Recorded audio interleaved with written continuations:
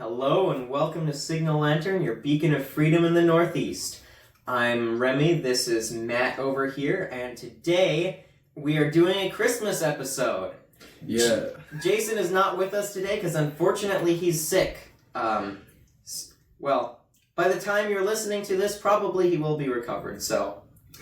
Yeah, this is our very first Christmas episode, so, Remy, what do you want for Christmas? What do I want for Christmas? A stable job. Hey, amen to that. I feel like most Americans can feel that. Most people probably want a stable job. I'm so thankful that I have one. Might not be for long if this ever gets back to the higher ups. So, oh god. But yeah, no, Core's first Christmas. You know, that it's something that I'm happy about, especially now that we are officially, you know, recognized by the state as a nonprofit. You know, we're legitimately a thing. Oh yeah. You know, so, and just in time for the new year. So that means that we really get to hit the new year off running, and I can't wait to see, you know, what candidates end up running for public office and getting a chance to talk to them in the future, and, you know, seeing just who we want to help out to get into office. And same goes for what ballot measures actually make their way onto our voter roll come November. Yeah, I hear there'll be a lot next year. I think as of right now, Massachusetts is sitting at, I think I read 26 ballot questions. Turning into California. No, I know. But no, it's so many. I keep joking that, you know, our voter roll will come November. It's not going to be like one sheet of paper. It's going to be a multiple choice test. It's going to be a booklet between all the candidates that are running, because it's the midterm. So our congressional candidates, I'm pretty sure we have one Senate candidate that's up for re-election this time. Ed Markey, I think. Is the senator that's up for re-election. So, you know, that's going to be a fun one to watch. Our governor's up for re-election, and, you know, yeah, then 26 ballot questions that already have their signatures and have, like, been confirmed. And that's 26 statewide ballot questions. And yes. Massachusetts does the local ballot questions for each county as well. Right, so yeah, no, and even the state ones, I think there was another 5 or 6 that were on track to get all of their signatures by the deadline. So we're easily, you know, depending on what county you live in Massachusetts, you're probably looking at upwards of 40 ballot questions, like 30 to 40 ballot questions. Oh God, that's... Both an exciting and a terrifying prospect. I know. You know, it's not going to be a simple walk in and out in 10 minutes. It's going to be, you know, you got to sit there and you got to think. You got to know what you're voting for.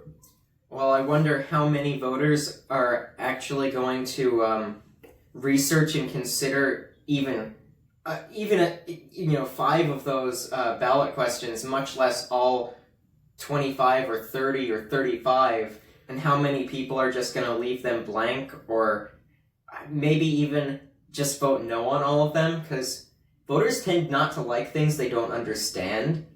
I know, and even the little booklet that Massachusetts sends out for those ballot questions doesn't even really give enough information to make an educated decision a lot of times. It really doesn't. I always end up having to do my own research, unless it's like an issue I already know a good deal about. I can only imagine this upcoming year, I'll probably spend 2 or 3 whole days researching the ballot questions. I've got to, like, write myself a reminder, no on this one, yes on this one. I know, I have to do the exact same thing. You know, you spend so much time researching each ballot question, you got to form your own opinion on it, and then go, okay, I'm going to vote, you know, yes, no, and it's always simple when there's like 5, you just like, yes, yes, yes, no, no, or something like that. But now you're like, oh God, I gotta like write this down on a notepad and take that into the polls with me to go, all right, this ballot, I wanted to vote no on this one, okay, this one I wanted to vote yes on, all right. Yeah. It's gonna be crazy, this election cycle. Yeah, and I guess I'm thankful that we have early voting and mail-in ballots in Massachusetts, because if we had only election day voting with that many ballot questions, people would be waiting in line all day. Oh yeah, no, there would be like 3-hour long lines. I mean, you figure if it takes you, maybe 2 minutes to run through all of the candidates, and then you get to the ballot section, and it takes you probably 30 seconds for each ballot question to, understand which one. You're probably looking at 20 to 30 minutes of voting per person. Wow. Hopefully not quite that long. I would write myself a list and I know. Try and get that done as quickly as possible. I know. And larger areas like Boston, the various precincts and wards there where they have, so many people compared to, say, a small town. Those lines would be out the door. So yeah, no, the fact that we have, early and mail-in voting is really going to be a fantastic thing. But, hopefully the people of Massachusetts make the right choices on, these questions. Yeah. Again, I could see it going two ways. I could see either a lot of voters just leaving a lot of those ballot questions blank, which wouldn't necessarily be a bad thing, because it would mean the more knowledgeable people have the deciding votes. But the other thing I could see happening is voters just voting no on anything they don't understand, which could make it difficult to pass any ballot questions which are things we actually want to change. Yeah, exactly. I can understand if somebody just went in and voted no on everything. Just, nope, I don't want any new, I don't want any changes. I like things exactly the way that they are with our current laws and rules. So just vote no on everything, cancel everything out. But at the same time, yeah, no, certain things like the, I guess assault weapons ban, that one's a very big one that, needs to... We need to get rid of that. Yeah. That is some of the most authoritarian things I think our government in the state could have possibly done. Yeah. So, hey, it's Christmas though. I know that you had a particular topic that you wanted to touch on. Yes. Christmas. We both have some more fun topics to discuss today for the holiday. And the topic I wanted to discuss is St. Nicholas, because there seems to be a lot of misunderstanding in today's culture about St. Nicholas. I don't know why he's depicted wearing like a fluffy red hat with a white ball on the top instead of his bishop's mitre like he should be wearing. But yeah, St. Nicholas was a really cool guy. He lived in the 4th century. He was the bishop of a town in modern-day Turkey, if I pronounced that correctly, formerly known as Turkey. Small town of Lira, he was the bishop there. And he was known for his generosity, his charity, also for having a strong sense of justice. He's said to have challenged ruling authorities to release innocent men who were being put to death on multiple occasions. The most famous and probably most plausible story, because we're talking about a time in history, European history, where a lot of the records have been lost, so it's sometimes difficult to tell what's true and what's not. But the most famous story about St. Nicholas, which is also probably the most plausible, the most likely to have actually happened, is the story about the... Flying reindeer? No. That actually comes from Norse paganism. And interestingly enough, it's not just... If it were just Norse paganism, it probably never would have become mainstream in American culture. But because the Dutch Protestants who immigrated to New Amsterdam, which is now known as New York, they wanted to be less Catholic. They didn't want to be venerating St. Nicholas. So they kind of combined the story of St. Nicholas with Norse paganism, specifically stories about Thor, who was, according to myth, he rode on a sleigh which was not reindeer, but carried by goats, and some of the names of the reindeer in the pop culture version of that are actually the names of the goats that would lead Thor on his sleigh. But again, the only reason that's in American culture is because the Dutch Protestant immigrants wanted to be less Catholic. So yeah, Santa Claus is an illegitimate son of Norse paganism and Dutch Protestantism. See, it's so fascinating because when you start truly learning the history of, Christmas and St. Nicholas, and especially the modern depictions of him, you really start to realize just how much of a melting pot that is, because a lot of the traditions of modern Christmas and, like you were saying, how Santa Claus is dressed, it also comes a lot from like Germanic Bavarian culture, like the old, like the outfit of Saint Nicholas is deeply stemmed from Bavarian tradition, and in the old Bavarian traditions is actually blue. Like his outfit was blue, if I'm remembering correctly. I don't know when it got changed to red, but the general kind of look was still the same. It's kind of been carried over, just some color changes. Well, interestingly enough, the red is closer to what St. Nicholas probably would have actually worn, since he was an Eastern bishop, and Eastern bishops typically wear red vestments. It depends on the season. Sometimes it varies, but they usually wear red vestments. And even in like Eastern Orthodox and Eastern Catholic icons, he is depicted with that fluffy white beard. So the only things from the as far as image of modern Santa Claus that would need to change to make it look like what St. Nicholas would have actually looked like, trim down on the belly fat, because apparently St. Nicholas was very slim according to some of the earliest writings about him. Slim or average build. And again, the bishop's mitre, which again would have been red, but it wouldn't be the fluffy Christmas hat of today, like what you're wearing, but red. But anyways, I was going to say the most famous story and most plausible story about St. Nicholas is that he, on 3 occasions, tossed bags of gold through the window of a poor family's house.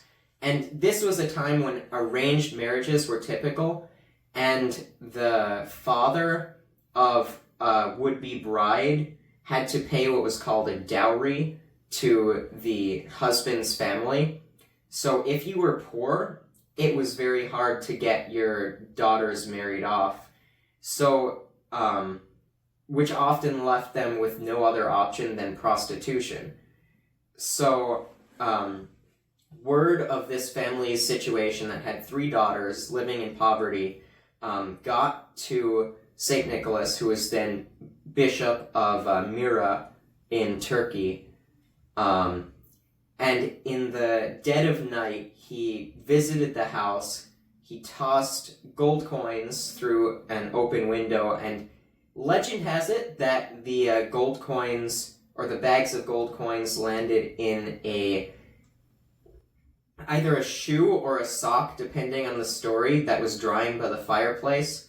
And that's actually where we get today's pop culture tradition of hanging stockings for Christmas.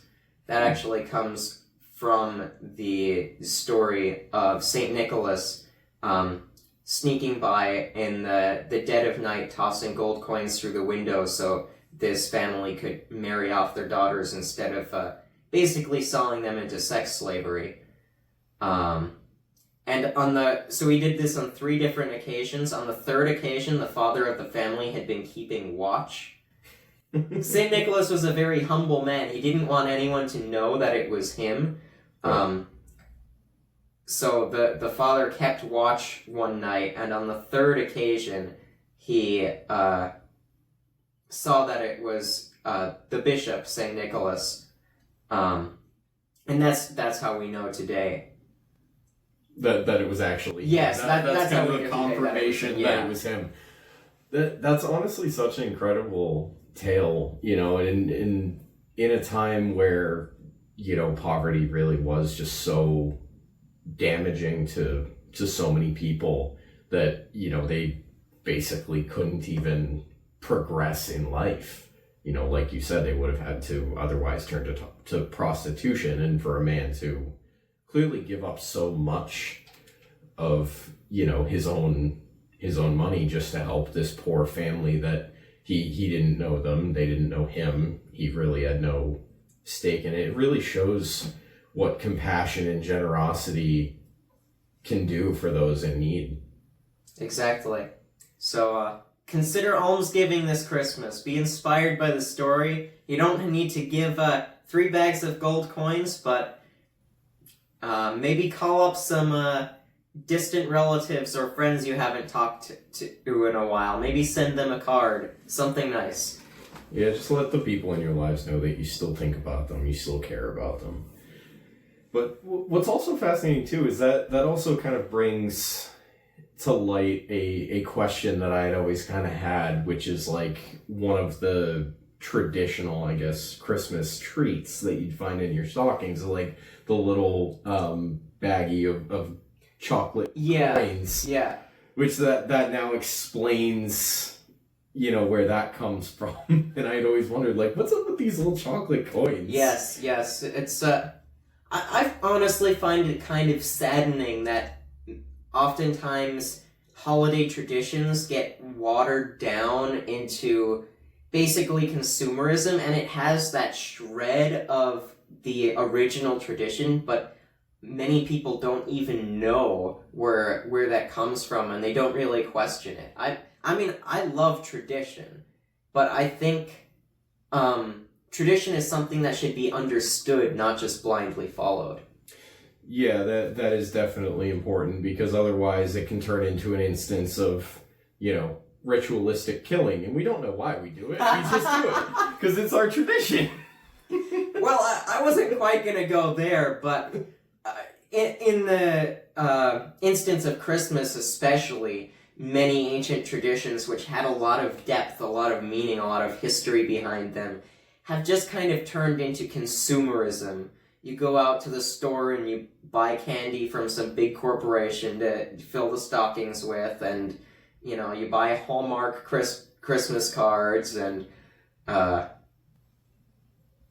that goes for other holidays as well, but I feel especially with Christmas, Yeah, and especially too, a lot of that, there's a lot of families that aren't even, Catholic, Christian, Protestant, basically fall under the umbrella of Catholicism.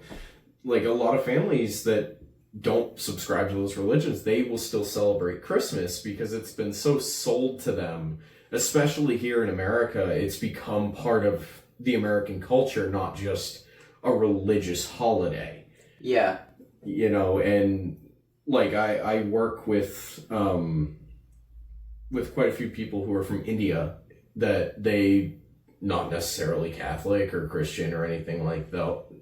They're, Hindu, Muslims, things like that, but they immigrated here to the United States, and they celebrate Christmas because they view it as part of the American culture. They don't necessarily view it as a religious holiday. They, it's part of the culture, and they want to assimilate. They want to be more American. So by extension, they go out and buy a Christmas tree. They go out and buy gifts for their kids, and they celebrate Christmas just without some of the more Catholic ideology. Yeah, and that's an understandable thing, and I wouldn't even say it's a bad thing. I mean, sometimes in our culture today, you'll hear about cultural appropriation, like, oh, you shouldn't be doing you shouldn't be following any traditions from another culture that's not your own. I don't quite agree with that, but I think if you're going to adopt practices from another culture, you should at least seek to understand them, and you should make them meaningful anyway, in some way. You should be intentional about the way you celebrate any holiday or any kind of tradition, because if you're not intentional about it, then you're really just being manipulated by corporations that want to sell you stuff. Yeah, no, it really is, important to understand. I mean, my family, it used to be very big, on gift giving, and, there would just be piles and piles of presents. But as time has kind of gone on and I've reflected a bit more on what the true meaning of Christmas is, I started to change my view to more of it's a time of, being with family and friends, being with the ones that you love, and just kind of being thankful. I'm kind of starting to view Christmas more similarly to Thanksgiving, and lessening the amount of, gift giving. And maybe instead of, showering someone with presents, you give them one or two very meaningful gifts, things that are very well thought out, things that you want, you're using to let them know, hey, I love you, I care about you, I'm thinking about you, this is for you.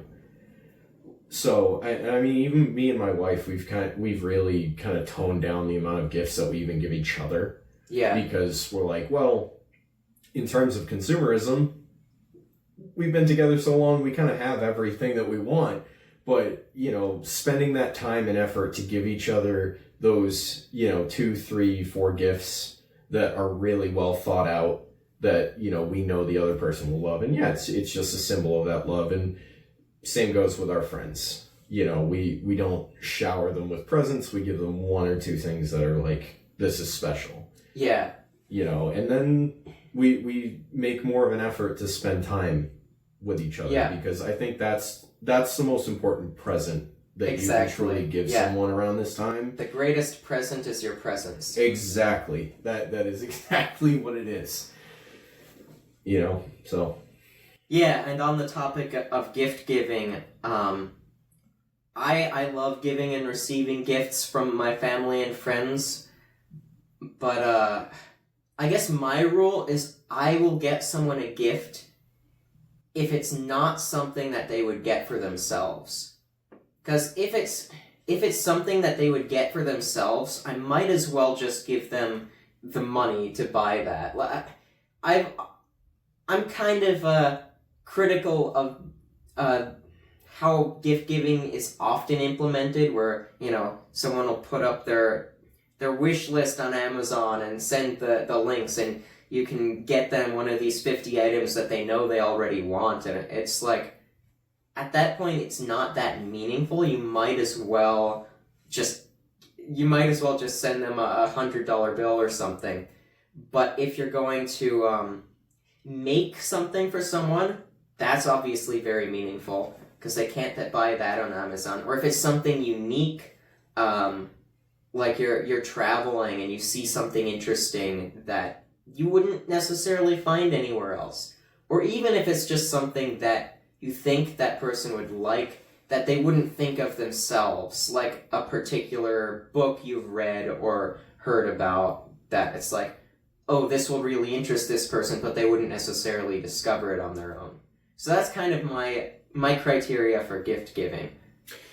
Yeah, and I mean, to be fair, there is something that, can be done that in a way shows, that you took the time and effort and care, while simultaneously just giving someone money. And I think it's called like a Christmas ball or something. My sister gave one to me so many years ago, and it's basically just it's a ball, but it's like made out of streamer, and they gotta sit there and unwrap it, and along the way there's different gifts and stuff. And my sister, she's such an asshole. She put glitter bombs along the way. So I'm sitting there pulling, and then I'll start to see what looks like a dollar bill or something, and I'm like, oh, cool. And you just start going and going and going, and then you get to the dollar, and then there's also a glitter bomb, and you're like, oh, son of a... You know, I'm not kidding you. It took me, I think, over an hour of just unwrapping before I finally got to the center, and there was like a $50 bill, and I was completely covered in glitter. There was like a pile of it, you know, but at the same time I also had a little stack of cash, and it was like, okay, this took her a long time to do. It was so much fun unwrapping it, and I just got money that I can then use to spend on whatever I want. So something like that too. I love that. And in a way that falls into maybe the most important and meaningful category of gifts, which is experiences, shared experiences. I love that. I've never heard of that before, but that's... I will have to try and find more information on it. I'll send it to you later, but oh my god, I was so angry at her afterwards, but I had the biggest smile on my face, and she was dying the entire time because everyone else is opening normal presents, and I'm just sitting there unwrapping this giant streamer ball. It was taking me so long that my grandfather, he was like, let me just get you a knife, and you can just cut into it to cut it open. She's like, no, he has to unwrap the entire thing. Your sister sounds like a fun person. Yeah, she is. I love her. She's an asshole. But those are the most fun types of people. But no, so that's kind of what I mean too, is you can give someone money, but at the same time make it a meaningful it's all about intentionality. Almost anything can be worthwhile and valuable if you're intentional about it in some way. You think, what am I really doing here? What do I want the other person to get out of this? Rather than... I feel like a lot of people feel like it's almost an obligation. Like, oh, I've got to get 3 presents for this person. I've got to get 2 presents for this person. And they're just, like, getting anything just for the sake of spending money on that person. Where you'd both be better off, I feel, if you saved that money and just... You know, you even used it for... You go out for lunch sometime. But, yeah. I guess my what I would implore everyone is, if you're gonna give gifts this season, be intentional about it. Yeah, and it's funny enough, because speaking of intentional gifts, I feel like we could also segue into the topic that I wanted to talk about. Absolutely. Which is a bit more New England-centric. Yeah. In regards to it. And, you know, how many years ago was that? 108 years ago was the 1917, good year. Yes. the explosion in Halifax, Nova Scotia, which there is a reason why I said, you know, thought out gifts. For, you know, those that don't know, the Halifax Explosion of 1917, 2 ships, the Norwegian ship IMO and the French ship Mont Blanc, collided with each other in the harbor of Halifax, Nova Scotia. The French ship Mont Blanc was carrying TNT and benzol being a highly flammable liquid. And when they collided, the sparks actually ignited fumes coming off the benzol containers that were on the deck of the Mont Blanc, which obviously burst into flames. They couldn't put the fire out, and eventually the fire reached the TNT that was stored in the hull. It ended up creating the largest man-made explosion in history up to that point. And the only piece of the Mont Blanc that was found after the explosion was a piece of her anchor that was found in a park 2.35 miles away, and the piece of anchor weighed over 1,100 pounds. Wow. So it sent an 1,100-pound chunk of metal sailing almost 2.5 miles. The sea floor of the harbor was visible for a short amount of time before the water eventually came back in and created a 60-foot tsunami. Ultimately, I think the official count was something like over 1,700 people were killed due to, I think it was like 1,600 were killed in the initial explosion. The town of Halifax was completely leveled. And over the next week or two, the death toll continued to climb as, more and more people either died under the rubble, died from their wounds, or even the resulting tsunami that came back in and just completely decimated the already decimated town. And there was one particular hero in this entire thing, a railroad worker by the name of Patrick Coleman. He heard about the ship that was on fire out in the harbor, and he heard what its cargo was. All of the other railroad workers at the time, because they were near the docks, they actually fled. But he had realized that there was actually a passenger train scheduled to enter the town of Halifax, and he frantically returned to his position and sent a message up the tracks and basically said, stop the trains, ammunition ship on fire, they will die if the train continues. But by returning to his station, he actually knew the ship was going to explode before he would ever have a chance to escape. So wow. he actually included in the message, said, this will be my last transmission. Wow. But he's actually credited with saving, I think, an additional 800 lives. Wow. Like 300 to 800. I can't remember exactly how many people were expected to come in by train that morning, but he saved hundreds of people by sacrificing himself. Wow. And so that's kind of just the story of the initial explosion. But in the aftermath of the explosion, Boston actually sent hundreds of tons of, medicine, food, clothing, just every necessity that the people of Halifax could need. They sent it by train, by ship. We sent doctors, volunteers to try to help sift through the rubble to get people out. I think Boston was by far the largest contributor of aid in the aftermath of the Halifax explosion. And as a result, the kind of like the locals of Nova Scotia actually sent a Christmas tree to the city of Boston. And they continued to do that up until, I think, the 1920s, when the local government of Nova Scotia actually took over that project. So now every year, the Christmas tree that gets lit in Boston Common comes directly from Nova Scotia as an ongoing thank you for all of the aid that we provided 108 years ago.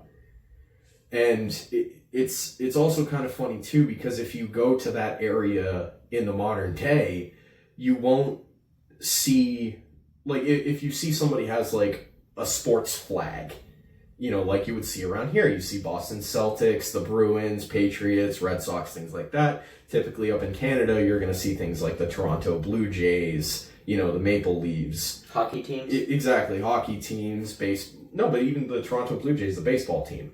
You see those types of fans all over Canada, with the only exception being Nova Scotia, where you will see Boston Bruins, you will see Boston Red Sox, New England Patriots. They've kind of styled themselves as honorary Bostonians. Again, as kind of that, like, thank you for taking care of us when we needed it most. Time to annex Nova Scotia. That's really cool. What an inspiring story for Christmas. I know. And it really shows the power of coming together and helping those in need, especially after such a horrible, horrible tragedy. I mean, that explosion, like I said, it was the largest man-made explosion up to that point. it was so large, in fact, that it became the standard by which we measured explosions. Like, in the modern day, when we talk about things like nuclear weapons, we always say, like, oh, this has 100 times the payload as the bomb that was dropped on Hiroshima or Nagasaki, something like that. But when we actually detonated the first atomic bomb over Japan, we actually said it had 7 times the power as the Halifax explosion. So that's just kind of an indicator as to how big that explosion was, and even like the lasting impact that it had. Wow. I know, it's an incredible piece of history, and unfortunately it's one of those things that I feel like a lot of people forget. It's just like the true history of St. Nicholas. I feel like in our modern day we just become so comfortable, and like we had said earlier, we don't understand where a lot of these traditions come from. Again, the Christmas tree lighting in Boston. Why do we even get that tree? It's not just some tree that we cut down in Maine. It's a gift that's given to us. And I feel like a lot of people don't know that. Yeah. So, the importance of history, because everything in our modern society is dictated by things that happened in the past. Of course. As much as we might not like to recognize certain aspects of our past, they still shape our modern society. Absolutely. So. And understanding our history, understanding our past is important, even when there are aspects that are uncomfortable, because it's almost a trope by now, but those who forget history are doomed to repeat it. But so there's both that aspect and the aspect of it can enrich what we do have today and what we actually appreciate and want to continue as a tradition. It can very much enrich that just to understand the history. Exactly. Things like Thanksgiving, the tradition of where that comes from, the peace between the Plymouth settlers and the Native American tribes at the time, the hardship that those settlers had to go through, and the eventual friendship that they formed, but then nowadays we tend to look at the Native American tribes as, they were so destroyed by colonialism, when some of the first interactions were peaceful. They had, peaceful intentions, and there was even a lot of interoperability. And I feel like a lot of people really do just forget that. I'm not saying that every interaction with the Native Americans was positive, and I'm not saying that every interaction between any group of people in history is initially positive.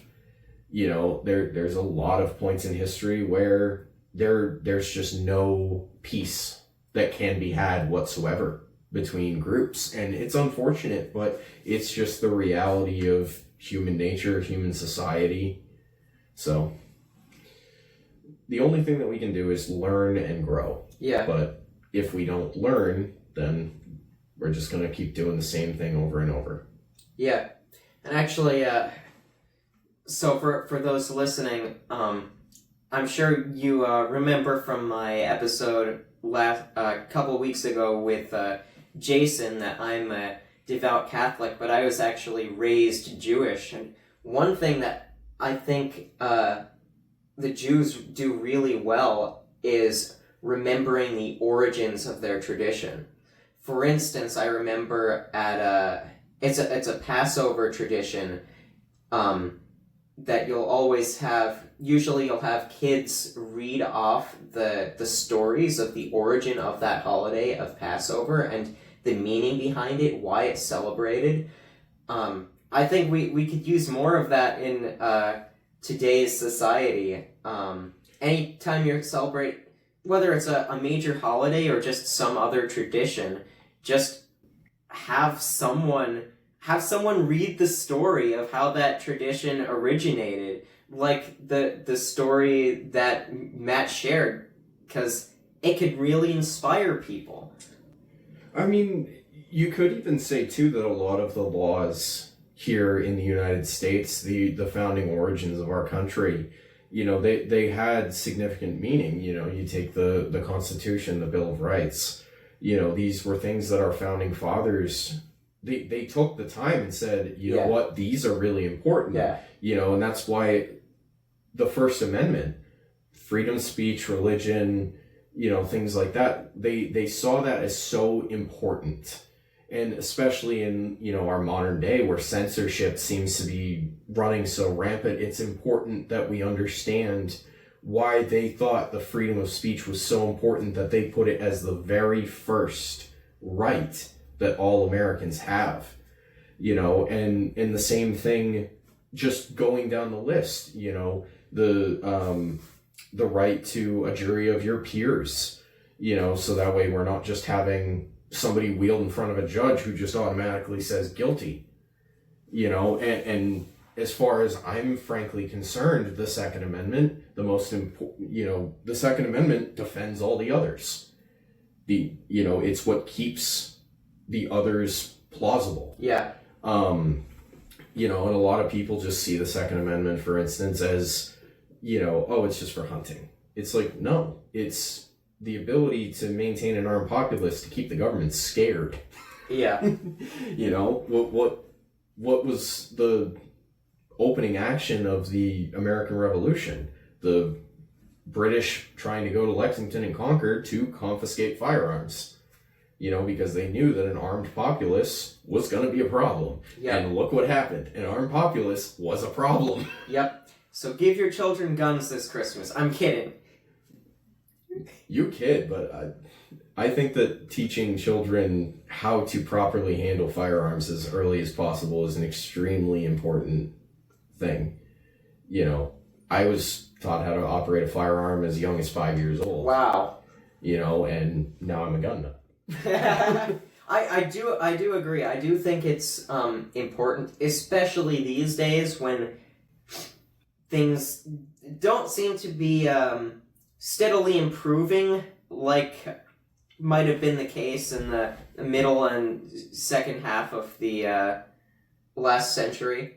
Although some things improved and other things went down. But yeah, we're living in tumultuous times, so I certainly understand the importance of for families teaching them how to properly and safely use firearms. Yeah, those kind of traditions, those kind of things, they need to be maintained. And we always need to remember, like we said, those founding principles. Why is this a thing? It's not just because we want guns to go hunt. It's for an armed population is a non-compliant one. And, the same thing, the Second Amendment, or the First Amendment, why do we have the freedom of speech? Because we should be able to say what we truly feel. If the government's being corrupt, if they're being, potentially dictatorial, then we need to be able to call that out without fear of repercussion. Yeah, the pen is mightier than the sword. Exactly. And the right to fair trial by a jury of your peers, like I had said, having the ability to, look at your fellow man and say, I did not do anything wrong, and being able to convince them, and it's not just the government says you're guilty, therefore you're guilty. A lot of traditions, they have important roots. Of course. And if we just forget those roots, then what's the point of the tradition? Yeah. Traditions have important roots, but they've got to be watered and fertilized through retelling of stories. Because if you forget those stories, you don't water and fertilize those important roots of the tradition, they're going to rot and they're going to lose their original form and eventually just become soil.